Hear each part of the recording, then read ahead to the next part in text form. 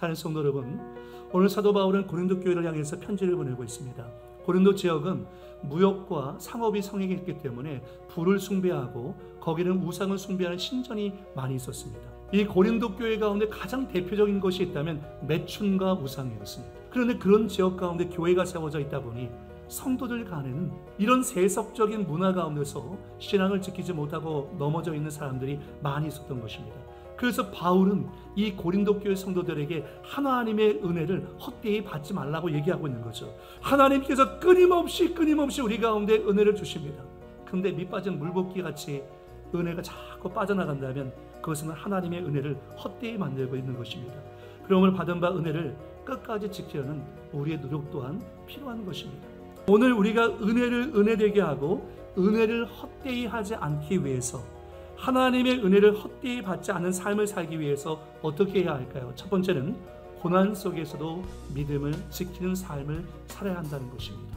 뭐냐하면 우리가 구원받은 것은 우리의 의가 아니라, 우리의 공로가 아니라 철저하게 예수의 십자가의 공로를 통해서 구원받았기 때문입니다. 값을 매길 수 없을 정도의 큰 사랑과 그 은혜를 저와 여러분이 받았다면 고난 속에서도 여러분 믿음을 지키는 자가 되어주십시오.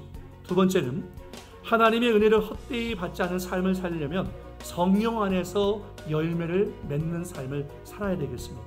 여러분, 하나님의 은혜가 부어지면요, 성령의 열매가 맺어지는데 깨끗함과 지식과 오래 참음과 자비함과 성령의 감화와 거짓이 없는 사랑의 삶을 살아가게 되어진다는 것입니다.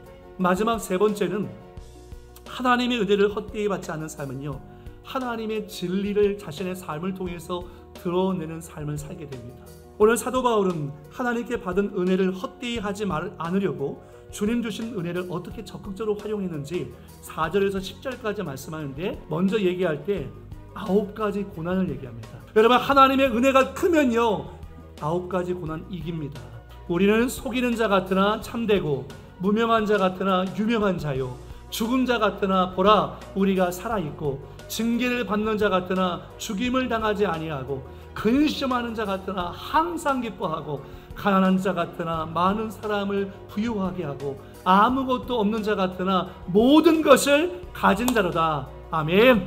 진짜 거듭난 그리스도인은 세상적으로 봤을 때는 연약한 존재 같아 보이지만, 그러나 하나님의 영원한 기업을 소유하고 있는 하나님의 자녀, 왕의 자녀로서 살아가고 있다는 것입니다. 여러분, 은혜 받는 시간을 내일로 유보하지 마십시오. 지금이 결단하고 은혜 받을 시간입니다. 받은 은혜를 헛되이 하지 마십시오. 그 은혜를 귀하게 여기십시오. 감사하며 그 은혜에 합당한 삶의 열매를 맺으며 살아갈 수 있는 저와 여러분 될 수 있기를 예수의 이름으로 축복을 드리겠습니다.